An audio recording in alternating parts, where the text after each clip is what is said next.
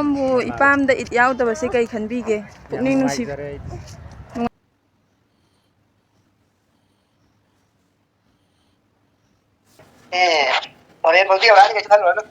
ꯑꯁꯦꯡꯕꯩ ꯄꯤꯔꯣꯏꯗ꯭ꯔꯣ? ꯄꯩꯁꯥ ꯄꯤꯔꯝꯃꯣ, ꯄꯩꯁꯥ ꯉꯥꯏꯈꯣꯀꯣ ꯊꯣꯏꯕ ꯅꯪ ꯑꯝꯇ ꯄꯥꯏꯈꯣ. ꯄꯩꯁꯥ ꯄꯤꯔꯝꯃꯣ. ꯄꯩꯁꯥ ꯂꯩꯇꯦ. ꯄꯩꯁꯥ ꯄꯤꯔꯝꯃꯣ. ꯑꯖꯕ꯭ꯔꯥ? ꯄꯥꯝꯃꯕꯣ ꯁꯅꯥ?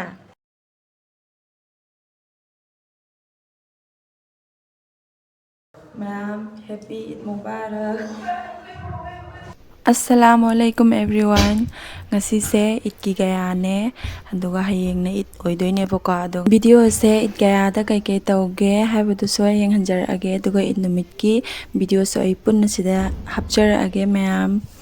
Ngasise sana toise nungthin tum thakrebako chakchaba loiraga ado magi makhuse aina nahandagi mehendi amta sangbigena adum senaraga lakpanebako ado adum talama chadre man horokpana adum hanba ina thabak tawringaida ado hojik sangbi horage matamju lytre ma phajana tummi ado sigi mehendi si oidoinebako sigise chemical yaoba mehendi nate akogi 100% natural nebako ado sise phajana ai sangbirage yabra yengasebako ekta moidi lenganbanebako ado tam tawrage side tana icha thoibana masagi masu sangbiyu na adum tam loliba ado wa kana ngangadi adum inaw horakadrana amaksu pakhatliba man tawise tam na ngaga mama aigisu yekpiyo na side sidagi adum lolise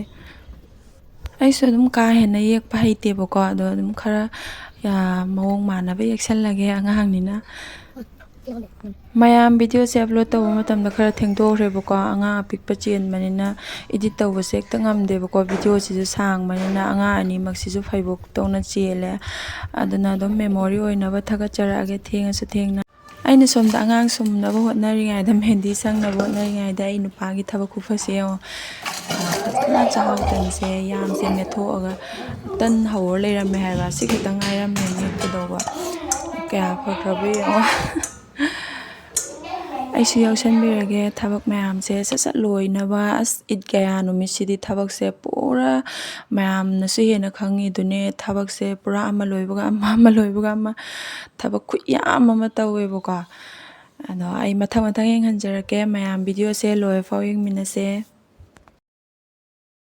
ai nupana taramba tanjingse kaya phajaribe yango pura round se pura taraga khufajamne haiba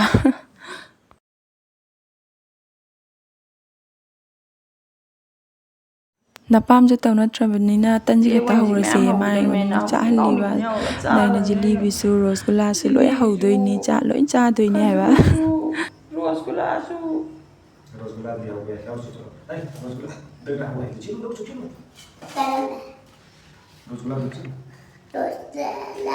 Chumaina tan ka gaya gi melak pa sa isi haji emotion yam oirebako kapningba yaureba rosgulla tanate loina ma hawdol me hawning ba hawragane cha dol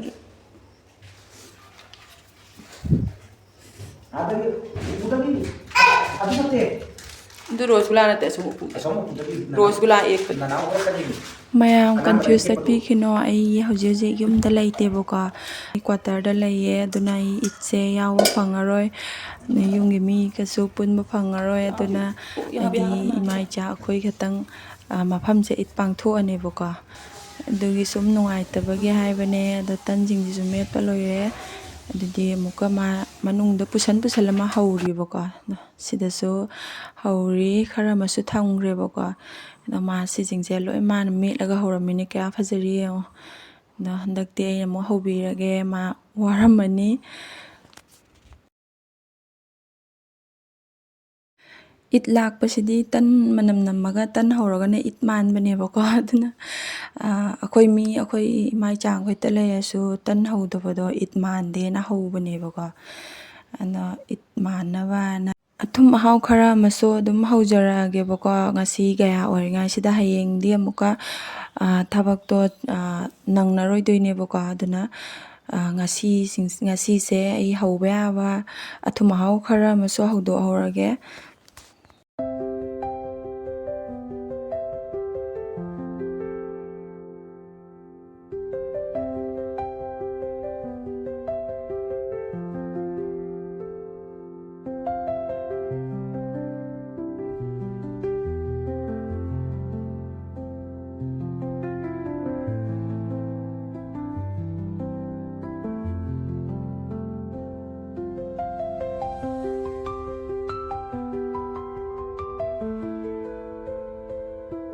ꯇꯟꯁꯤꯡꯁꯦ ꯍꯧꯕꯁꯨ ꯂꯣꯏꯁꯜꯂꯛꯑꯦ ꯑꯗꯨꯒ ꯃꯊꯪꯗ ꯑꯃꯨꯛ ꯖꯤꯂꯤꯕꯤ ꯍꯧꯔꯁꯦ ꯑꯗꯨ ꯖꯤꯂꯤꯕꯤꯁꯤꯁꯨ ꯂꯣꯏꯔꯦ ꯍꯧꯕ ꯑꯗꯨꯒ ꯁꯤꯅ ꯑꯩꯈꯣꯏꯒꯤ ꯒꯨꯂꯥꯞ ꯖꯥꯃꯨꯟꯅꯦꯕꯀꯣ ꯑꯗꯣ ꯒꯨꯂꯥꯞ ꯖꯥꯃꯨꯟꯁꯤꯁꯨ ꯂꯣꯏꯁꯜꯂꯛꯑꯦ ꯂꯧꯈꯠꯆꯔꯒꯦ ꯉꯁꯤꯒꯤꯗꯤ ꯍꯧꯕ ꯂꯣꯏꯁꯜꯂꯒꯦ ꯊꯦꯡꯖꯤꯜꯂꯛꯑꯦ ꯑꯗꯨꯒ ꯍꯌꯦꯡ ꯕꯨꯖꯤꯌꯥ ꯕꯨꯅꯤꯌꯥ ꯍꯌꯦꯡ ꯍꯧꯔꯒꯦꯕꯀꯣ ꯉꯁꯤ ꯍꯧꯔꯗꯤ ꯃꯁꯥꯗꯣ ꯄꯠꯊꯈ꯭ꯔꯅꯤ ꯑꯗꯨꯅ ꯍꯌꯦꯡ ꯍꯧꯔꯒ ꯃꯔꯣꯏ ꯃꯄꯥꯡ ꯁꯦꯝꯃꯒ ꯁꯤꯁꯦ ꯌꯦꯟꯅꯦꯕꯀꯣ ꯁꯤꯁꯦ ꯊꯥꯎ ꯉꯧꯔꯒ ꯊꯝꯕꯤꯔꯝꯃꯁꯦꯕꯀꯣ ꯉꯥꯟꯁꯜꯂꯒ ꯑꯗꯨꯒ ꯍꯌꯦꯡ ꯑꯗꯨꯝ ꯊꯣꯡꯉꯒ ꯏꯠ ꯒꯌꯥꯒꯤ ꯊꯕꯛ ꯂꯣꯏꯁꯜꯂꯝꯃꯦ ꯑꯗꯨꯒ ꯅꯃꯥꯖ ꯀꯩꯀꯥ ꯁꯣꯟꯕ ꯂꯣꯏꯔꯛꯄꯗ ꯍꯧꯖꯤꯛ ꯄꯨꯡ 12:30 ꯍꯦꯜꯂ ꯂꯩꯔꯝꯃꯦ ꯑꯗꯣ ꯑꯩ ꯃꯦꯍꯦꯟꯗꯤꯁꯦ ꯑꯩꯈꯣꯏ ꯅꯨꯄꯥꯅ ꯑꯩꯁꯦ ꯋꯥꯈꯜ ꯅꯨꯡꯉꯥꯏꯇꯅ ꯂꯩꯕꯗꯣ ꯑꯗ ꯃꯦꯍꯦꯟꯗꯤꯁꯦ ꯁꯪꯉꯣ ꯑꯗ ꯃꯥꯅ ꯁꯤꯁꯦ ꯆꯠꯂꯒ ꯂꯩꯕꯤꯔꯦꯕꯀꯣ ꯑꯩ ꯈꯪꯍꯧꯗꯦꯕꯀꯣ ꯃꯥꯅ ꯂꯩꯔꯒ ꯄꯨꯁꯟꯕꯤꯔꯛꯑꯦ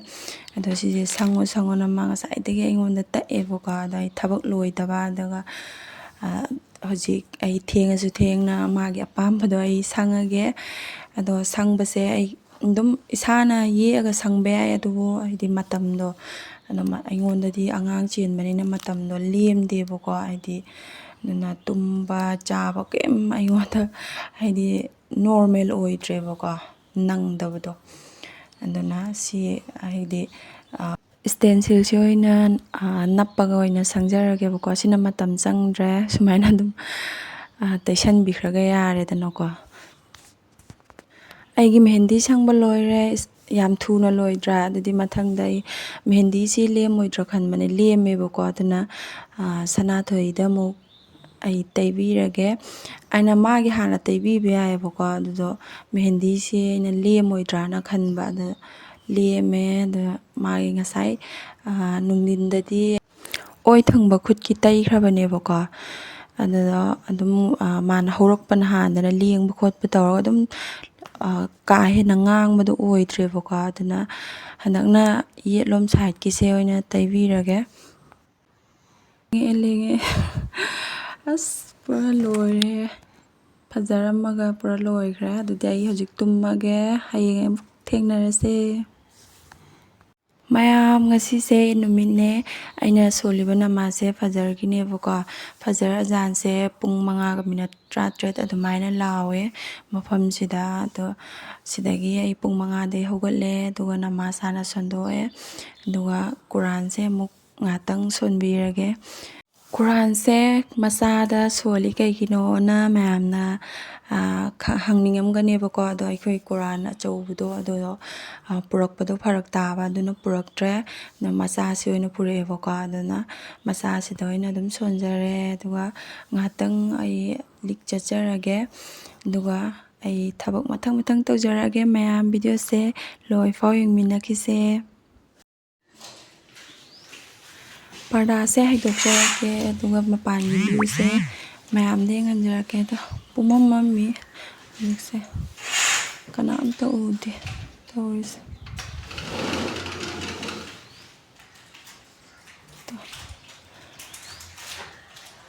ꯋꯥꯛꯀꯤꯡ ꯆꯠꯄꯗꯤ ꯃꯤ ꯑꯗꯨꯝ ꯁꯨꯡꯉꯩ ꯃꯇꯝꯁꯦ ꯊꯣꯛꯂꯛꯄꯅꯦꯕꯀꯣ ꯊꯣꯛꯄꯅꯦ ꯋꯥꯛꯀꯤꯡ ꯆꯠꯄ ꯀꯥꯡꯕꯨꯒꯤꯗꯤ ꯊꯣꯛꯂꯛꯑꯅꯤ ꯃꯔꯤ ꯊꯣꯛꯄꯁꯨ ꯍꯧꯈ꯭ꯔꯦꯕꯀꯣ ꯑꯗꯣ ꯑꯩ ꯑꯁꯪ ꯑꯃꯥꯟꯁꯦ ꯉꯥꯏꯍꯥꯛꯇꯪ ꯌꯦꯡꯒꯦꯕꯀꯣ ꯃꯤꯠꯀꯤ ꯄꯋꯥꯔꯁꯦ ꯍꯦꯟꯒꯠꯅꯕ ꯑꯗ ꯑꯁꯪ ꯑꯃꯥꯟ ꯍꯧꯒꯠꯂꯛꯄꯒ ꯌꯦꯡꯕꯁꯦ ꯌꯥꯝꯅ ꯀꯥꯟꯅꯕꯅꯦꯕꯀꯣ ꯑꯗꯨꯅ ꯑꯩꯗꯤ ꯑꯗꯨꯝ ꯍꯥꯏꯗꯤ ꯌꯦꯡꯉꯦ ꯁꯤꯁꯦ ꯑꯩꯒꯤ ꯃꯤꯅꯤ ꯀꯤꯠꯆꯟ ꯒꯥꯔꯗꯦꯟꯅꯦ ꯄꯣꯠ ꯆꯩ ꯍꯧꯗ꯭ꯔꯦꯕꯀꯣ ꯅꯥꯀꯨꯞꯄꯤꯒꯨꯝꯕ ꯌꯦꯟꯗꯦꯝꯒꯨꯝꯕꯇ ꯉꯥꯏꯔꯦ ꯁꯤꯁꯤꯡꯁꯦ ꯍꯥꯏꯐꯦꯠ ꯌꯦꯡꯕꯤꯔꯒꯦ ꯑꯗꯨꯒ ꯃꯊꯪꯗ ꯑꯩ ꯌꯨꯝ ꯀꯩꯁꯤꯡꯁꯦ ꯐꯖꯅ ꯊꯩꯖꯤꯜꯂꯒ ꯁꯤꯠꯆꯟꯕꯤꯔꯒꯦ ꯋꯥꯏꯁꯦ ꯇꯥꯁꯟꯕꯤꯔꯒꯦꯕꯀꯣ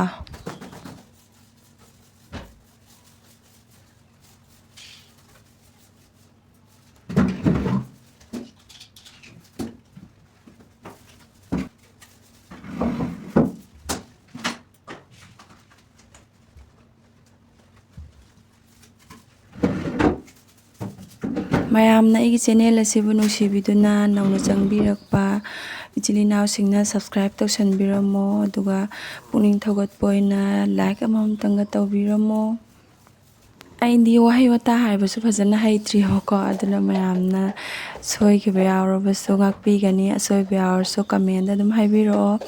ꯑꯗꯨꯗꯤ ꯋꯥꯏꯁꯦ ꯑꯃꯨꯛ ꯇꯩꯊꯣꯛꯍꯧꯔꯒꯦ. ꯑꯉꯥꯡꯁꯤꯡꯁꯦ ꯍꯧꯒꯠꯂꯛꯇ꯭ꯔꯤꯉꯩꯗ, ꯑꯉꯥꯡꯁꯤꯡꯁꯦ ꯍꯧꯒꯠꯂꯛꯑꯗꯤ ꯄꯨꯔꯥ ꯊꯕꯛꯁꯦ ꯁꯨꯐꯝ ꯑꯃꯠꯇ ꯈꯪꯗꯕꯤꯅꯤ. ꯑꯃꯨꯛ ꯄꯝꯒꯅꯤ, ꯑꯃꯨꯛ ꯊꯕꯛ ꯇꯧꯒꯅꯤ. ꯑꯗꯨꯅ ꯃꯣꯏ ꯍꯧꯒꯠꯂꯛꯇ꯭ꯔꯤꯉꯩꯗ ꯊꯕꯛꯁꯦ ꯂꯣꯏꯍꯧꯕ ꯅꯠꯇ꯭ꯔꯗꯤ ꯀꯩ ꯎꯄꯥꯏ ꯂꯩꯇꯦ. ꯋꯥꯏ ꯁꯤꯠꯄ ꯇꯩꯕ ꯂꯣꯏꯔꯕꯅꯤꯅ ꯆꯥꯁꯦ ꯊꯛꯑꯒꯦ, ꯊꯥꯎ ꯍꯟꯖꯤꯟꯕꯤꯔꯒꯦ, ꯅꯠꯇ꯭ꯔꯗꯤ ꯒꯥꯔꯤ ꯆꯦꯜꯂꯣ ꯌꯥꯔꯔꯣꯏꯕꯀꯣ. ꯑꯗꯣ ꯊꯣꯏꯕꯁꯨ ꯍꯧꯔꯛꯑꯦ. ꯑꯗꯨꯅ ꯏꯆꯥ ꯊꯣꯏꯕꯁꯦ ꯍꯥꯟꯅ ꯏꯔꯨ ꯊꯣꯛꯄꯤꯔꯦ, ꯑꯗꯨꯒ ꯐꯖꯅ ꯃꯄꯥꯒ ꯃꯁꯖꯤꯠ ꯆꯠꯅꯕꯀꯣ, ꯑꯗꯨꯒ ꯃꯥꯒꯤ ꯂꯣꯁꯟ ꯀꯩꯀꯥ ꯇꯩꯕꯤꯔꯒꯦ. ꯑꯗꯨꯒ ꯀꯨꯔꯇꯥ ꯂꯤꯠꯂꯒ ꯃꯄꯥꯒ ꯃꯁꯖꯤꯠ ꯆꯠꯅꯕ ꯂꯣꯏꯁꯟꯕꯤꯔꯒꯦ.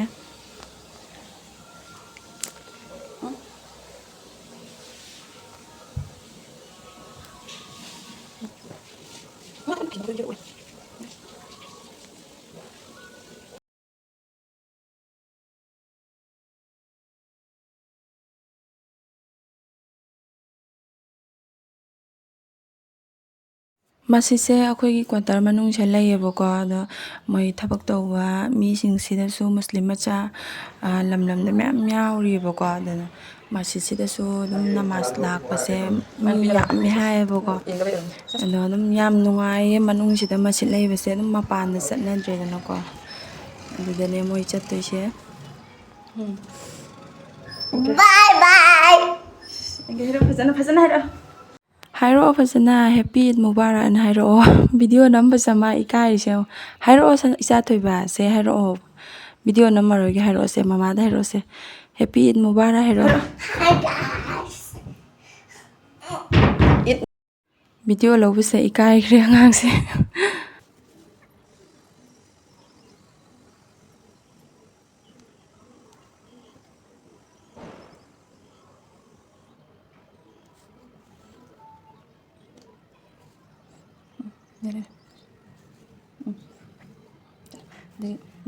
ꯏꯆꯥ ꯊꯣꯏꯒꯤ ꯈꯨꯠꯇ ꯌꯦꯛꯏꯕ ꯃꯦꯍꯦꯟꯗꯤꯁꯦ ꯌꯦꯡꯉꯣ ꯃꯌꯥꯝ. ꯀꯥꯏꯗꯩ ꯀꯣꯛꯅꯣ ꯈꯪꯗꯦ. ꯑꯜꯂꯥꯍꯒꯤ ꯌꯨꯝ ꯌꯦꯛꯄꯤꯌꯨ, ꯑꯜꯂꯥꯍꯒꯤ ꯌꯨꯝ ꯌꯦꯛꯄꯤꯌꯨꯅ ꯃꯥ ꯑꯗꯨꯝ ꯍꯥꯏꯌꯦꯕꯀꯣ. ꯑꯗꯨꯒ ꯑꯩꯅ ꯌꯦꯛꯄꯤꯕꯅꯦ. ꯑꯩ ꯅꯨꯄꯥ ꯃꯁꯤ ꯆꯠꯅꯕ ꯑꯃꯨꯛ ꯂꯣꯏꯁꯟꯕꯤꯔꯒꯦꯕꯀꯣ.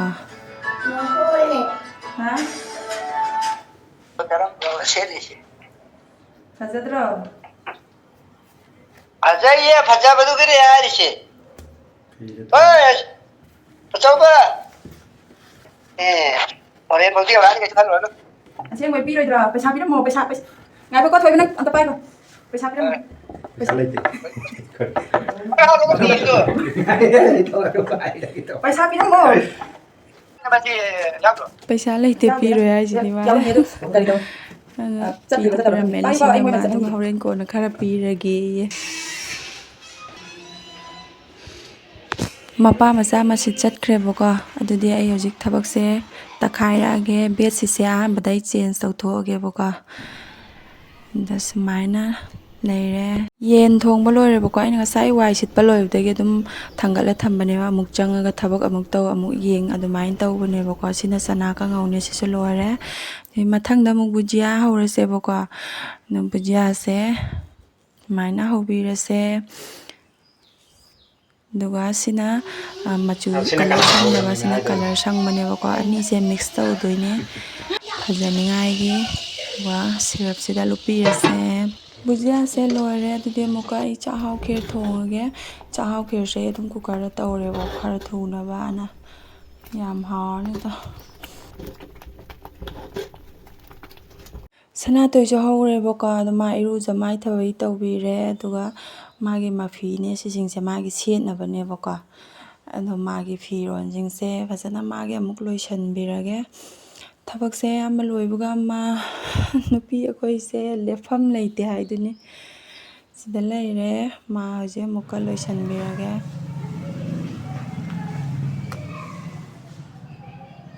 ꯑꯩꯅꯅꯦ ꯐꯣꯟꯁꯦ ꯁꯦꯠꯇꯤꯡ ꯇꯧꯔꯤꯉꯩꯗ ꯃꯥꯅ ꯈꯨꯖꯤꯁꯦ ꯂꯧꯈꯠꯂꯦ, ꯑꯗꯨꯒ ꯁꯤꯔꯤꯅꯦꯅ ꯇꯧꯔꯝꯃꯤꯁꯦ ꯌꯦꯡꯉꯣ. ꯑꯩꯗꯤ ꯎꯗꯦꯕꯀꯣ.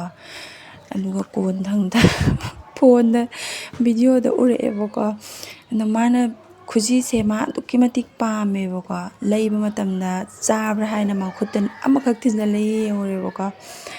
ꯑꯗꯨꯅ ꯂꯧꯊꯣꯛꯀꯦ ꯌꯥꯗ꯭ꯔꯕꯀꯣ. ꯑꯗꯨꯅ ꯑꯗꯨꯝ ꯃꯥ ꯄꯥꯝꯕ ꯃꯥꯜꯂꯦꯅ ꯂꯧꯕꯤꯔꯛꯑꯦ. ꯑꯗꯣ ꯄꯨꯔꯥ ꯑꯍꯟꯒꯨꯝꯕꯅꯦꯕ ꯃꯥꯁꯦ. Chahi farakpata ngairibako aduga mai kokse pura loibajatni apam pamdase ma loina khanba ngamebako phi gase mana pamba pamdaba ma setningba loina madi hadi si setningde loina haibajatneba madi apamba kase na yo man tawrise nokninge haiba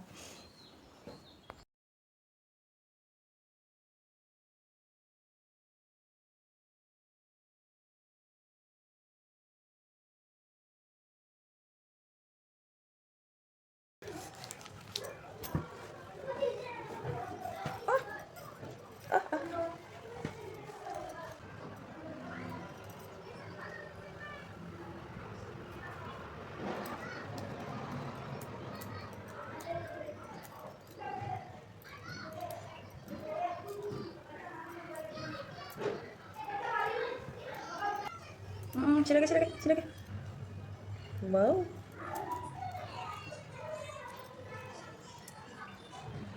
Ajak dulu sana.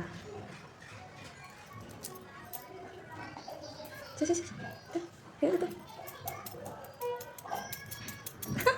Ajak dulu. Paham apa sana?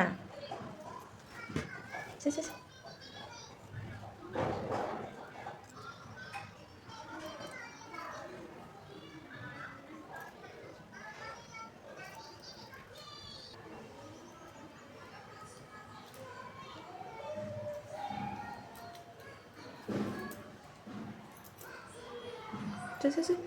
Sana tengge. Sini. Engge. Engge.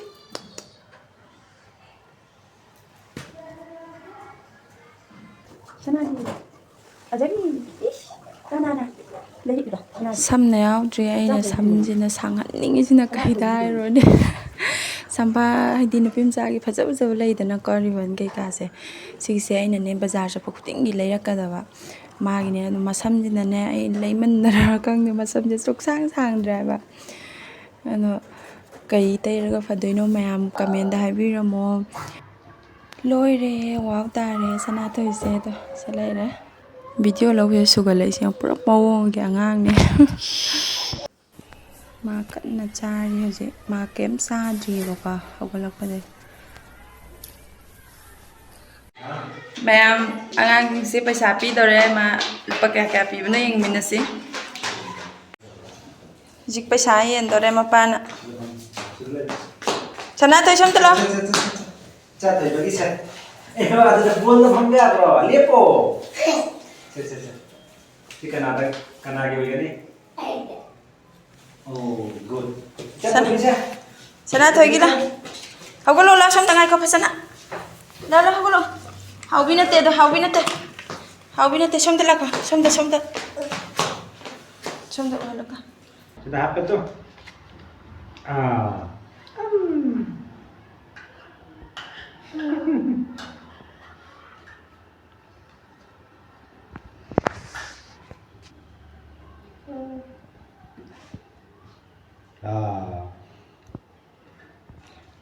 asyeng bara karino yengu phajana is ma hak ke hariba lagthu aga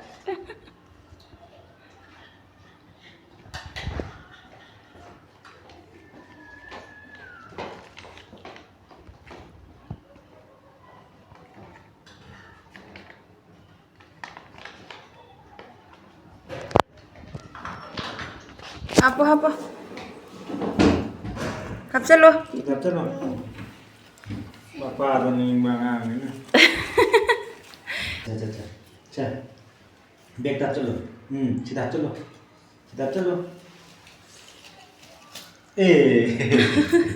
makha de yone inchen chalo sidap chalo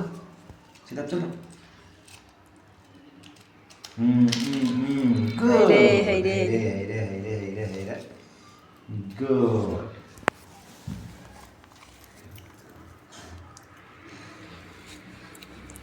sana ini nggak sanggup ya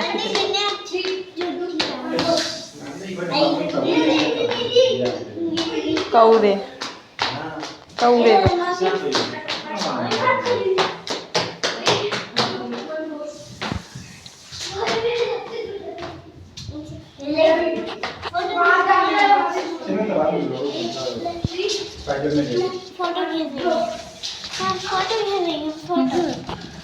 Sana sana.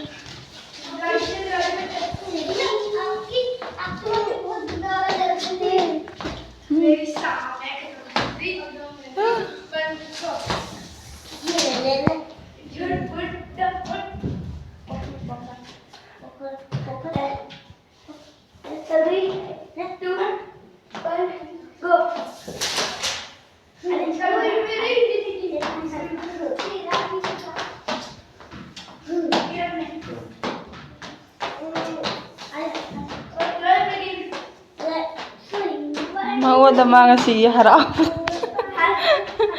Wow, kang di mangod sumtho ore ngana. Ma'am, happy Eid Mubarak. Ma'am, ngasise ay susit aga leire. Numit oibagi ado atay matamdasu dum ay di susit aga dum leiyebako leigalebuko.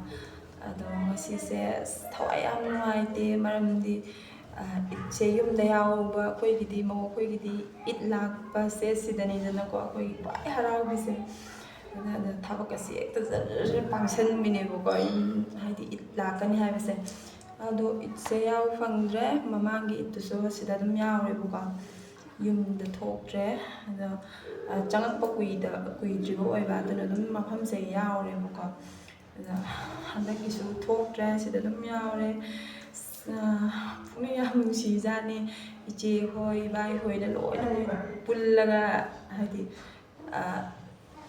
lango ba dum phone video da yeng halakpa mayam do ado ai sima tam lakini next tamo ado sana thoise ahamba sida mana ma pokpadagi di sida ahamba it yawbado ado sumadi pibani na kem khangri dano ka da hojik na muka sat bahire ado ma reaction se hadi pura hadi kainom ne ba ma se angang oijara ga suka da mana toba lang basa pasina yeng hanjara ke ado akhoi thangna ba singje sise na ba akhoi laimina ba singse aina haujaba aina ngamjaba khara adum pi ge ba ko adi sida hana di mamang di cha ke ka adum sillaga saminne ba ko ado saminna handakti video se mathang mathang yeng hanjara ke ma'am video se loi pa winner se sida leijare chahau kherama duga chahau gital lama jalebi bujia sikhara se adum akhoi gi leiminariba thangnaba singsida thillurage ba ko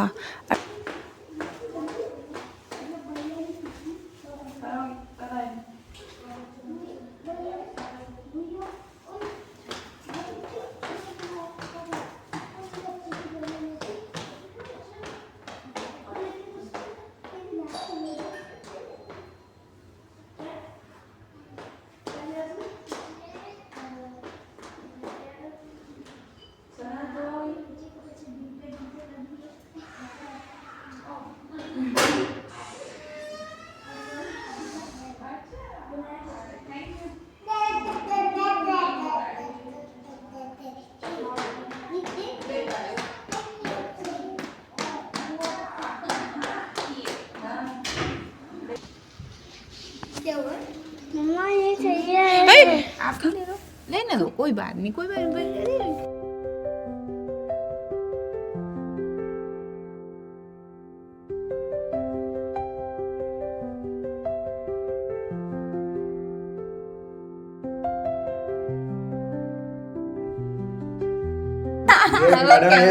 ये golden rice सिर्फ हमारा मणिपुर में ही मिलता है दुनिया में कहीं नहीं मिलता है हमारे साइड मैं दीदी को बोली फर्स्ट टाइम ले रही हूँ ये वाला खीर तो फर्स्ट उसको लेना है ले लो नहीं देना थोड़ा सा दे दो उसको ये ला हाँ ठीक ला हाँ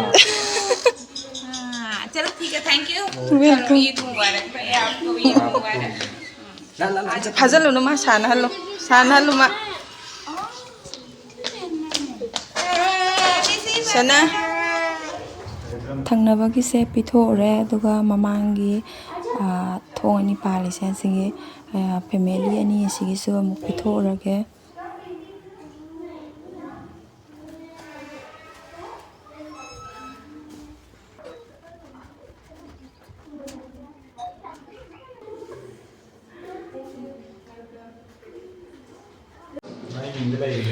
ꯑꯗꯨꯗꯤ ꯑꯃꯨꯛ ꯑꯩꯈꯣꯏ ꯆꯥꯛ ꯆꯠꯊꯣꯛꯅꯕ ꯇꯧꯔꯒꯦ ꯑꯩꯈꯣꯏ ꯀꯩꯀꯩ ꯃꯊꯦꯜ ꯇꯧꯒꯦ ꯍꯥꯏꯕꯗꯣ ꯌꯦꯡꯍꯟꯖꯔꯛꯀꯦ ꯁꯤꯗꯅ ꯏꯔꯣꯝꯕꯅꯦ ꯌꯦꯟꯗꯦꯝ ꯀꯩꯀꯥ ꯐꯖꯅ ꯍꯥꯞꯄꯒ ꯂꯣꯟꯕꯅꯦ ꯑꯗꯨꯒ ꯁꯤꯗꯅ ꯌꯦꯟ ꯊꯣꯡꯕ ꯑꯃ ꯂꯩꯔꯦ ꯃꯊꯦꯜꯁꯦ ꯐꯖꯅ ꯇꯧꯗ꯭ꯔꯦꯕꯀꯣ ꯑꯗꯨꯅ ꯁꯤꯗꯅ ꯁꯂꯥꯠ ꯑꯃ ꯂꯩꯔꯦ ꯑꯗꯨꯒ ꯁꯤꯗꯅ ꯆꯅꯥ ꯀꯥꯡꯉꯧꯅꯦ ꯁꯤꯅ ꯑꯗꯨꯒ ꯁꯨꯃꯥꯏꯅ ꯏꯃꯥ ꯏꯆꯥ ꯑꯍꯨꯝꯃꯛ ꯆꯥꯔꯅꯤ ꯁꯟꯗꯣ ꯆꯪꯉꯛꯄꯗꯩ ꯆꯥꯗ꯭ꯔꯤ ꯆꯥꯅꯤꯡꯕꯅꯦ ꯑꯗꯣ ꯃꯐꯝꯗꯗꯤ ꯂꯦꯟꯕ ꯌꯥꯗꯦꯅ ꯐꯪꯗꯦꯕꯀꯣ ꯑꯗꯨꯅ ꯆꯥꯗ꯭ꯔꯦ ꯑꯗꯨꯒ ꯁꯤꯅ ꯑꯩꯒꯤ ꯁꯥꯏꯠꯇꯒꯤ ꯄꯤꯕ ꯄꯩꯁꯥꯅꯦ ꯑꯗꯣ ꯑꯩꯅ ꯚꯤꯗꯤꯑꯣ ꯅꯝꯃꯦ ꯀꯦꯃꯦꯔꯥꯃꯦꯟ ꯑꯣꯏꯔꯦ ꯑꯗꯨꯒ ꯃꯄꯥꯗ ꯄꯤꯍꯟꯕꯅꯦ ꯁꯤꯁꯦ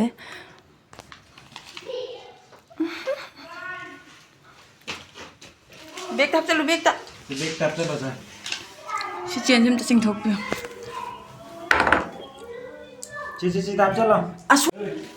ꯁꯅꯥꯊꯣꯏ ꯀꯥꯏ ꯂꯩꯔꯤꯅꯣ ꯌꯦꯡꯒꯦ ꯁꯝꯅꯍꯜꯂꯣ ꯁꯝꯅꯍꯜꯂꯣ ꯑꯩ ꯍꯥꯠꯄ ꯀꯔꯣ ꯁꯅꯥꯊꯣꯏꯁꯦ ꯑꯍꯜ ꯂꯩꯕ ꯑꯉꯥꯡ ꯂꯩꯇꯦ ꯃꯥꯒꯤꯗꯤ ꯄꯨꯂꯞ ꯃꯥꯒꯤ ꯐ꯭ꯔꯦꯟ ꯉꯥꯛꯇꯅꯦ ꯑꯃꯒꯁꯨ ꯂꯣꯏ ꯌꯥꯅꯩꯌꯦꯕ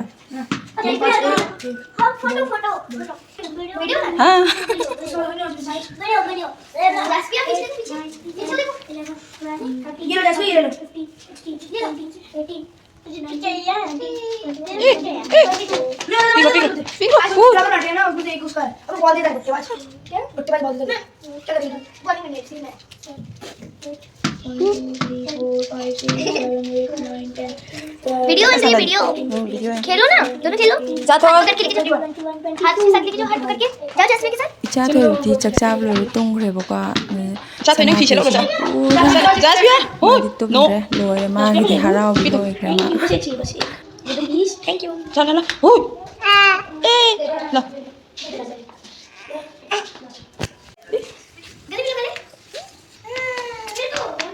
चलो चलो चलो चलो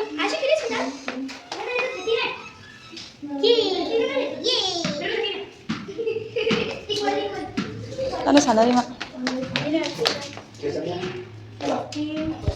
sana to idang makoto yen gila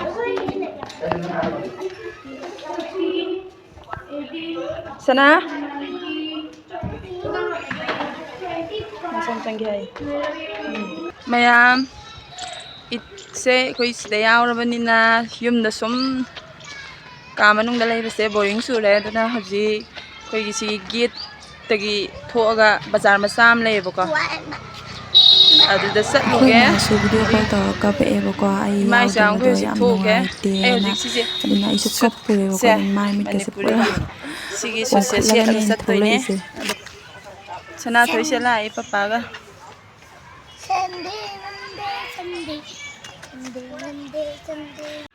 mapaga loin chani hai yo amasu papa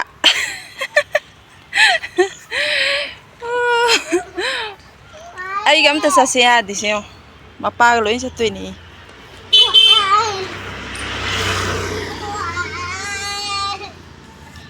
cha thôi sẽ lo mình xem mình ô hôm này bên chỉ ô hôm xuân đấy nè hôm này đi tôm bu ipam da it yau da basi kai khan bi ge pukning nu si ngai ya ipam da it yau da do nangi ipam hai bani ai ge ipam hai banatte nei ipam yau da ba gi yam na ngai ta ba phawe mai am sing do ga phun da ba gi online do ina yau ba ta ra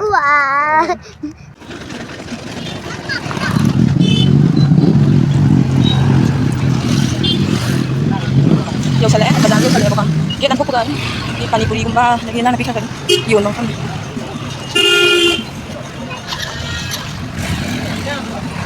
ko ni ta bi ni yam pa ko kasi di pan pa phang do gi panipuri do ta sana thoi ga cha thoi bi ga mai acting se pura hal hai bagi mong mai kulau khase Charo sana sar.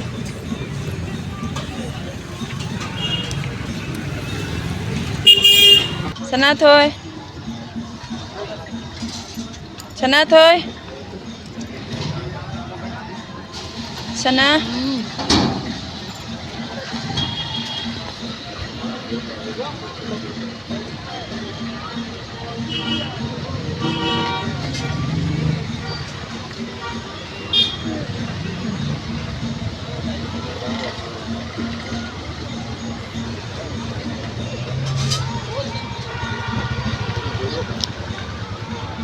ꯑꯃ ꯂꯩꯔꯦ ꯆꯧ ꯌꯣꯟꯕ ꯌꯥꯝ ꯄꯅꯤꯄꯨꯔꯤ ꯍꯥꯎꯕ꯭ꯔꯥ ꯆꯠꯊꯣꯛ ꯑꯩꯈꯣꯏ ꯄꯤꯔꯛꯇ꯭ꯔꯤ ꯁꯦꯝꯃꯤ ꯃꯣꯏ ꯑꯃꯅ ꯃꯄꯥ ꯀꯟꯅ ꯁꯦꯟꯅꯩꯁꯦ ꯃꯥꯗꯤ papa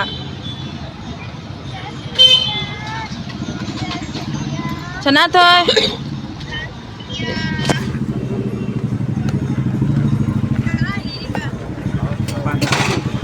Mapanda. Dahi puri ne sise. Mapanda.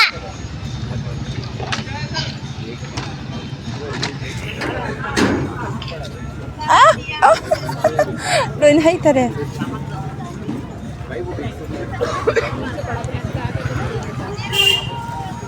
ꯑꯩꯈꯣꯏ ꯏꯅꯥꯎꯄꯤ ꯈꯣꯏ ꯏꯃꯥ ꯍꯣꯏ ꯐꯣꯟ ꯑꯃꯅ ꯚꯤꯗꯤꯑꯣ ꯀꯣꯜ ꯑꯃꯨꯛ ꯇꯧꯔꯛꯑꯦꯕꯀꯣ ꯑꯉꯥꯡꯁꯤꯡꯁꯦ ꯎꯅꯤꯡꯕꯅ ꯃꯣꯏ ꯇꯥꯏꯌꯦ ꯄꯣꯛꯄꯗꯒꯤ ꯎꯗꯕꯗꯣ ꯑꯗꯨꯅ ꯎꯅꯤꯡꯕꯅ ꯂꯣꯏꯔꯦ ꯃꯣꯏꯁꯦ ꯑꯗꯨꯅ ꯚꯤꯗꯤꯑꯣ ꯀꯣꯜꯁꯦ ꯁꯨꯡꯂꯦꯞ ꯂꯦꯞꯇꯕꯤꯅꯤ ꯃꯣꯏꯅ ꯇꯧꯔꯛꯇꯣꯏꯁꯦ ꯐꯣꯟꯁꯦ ꯑꯣꯛꯄ ꯉꯝꯗꯖꯥꯠꯅꯤ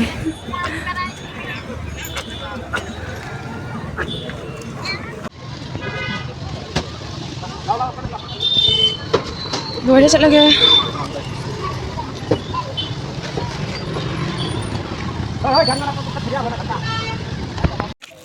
ꯍꯜꯂꯛꯑꯦ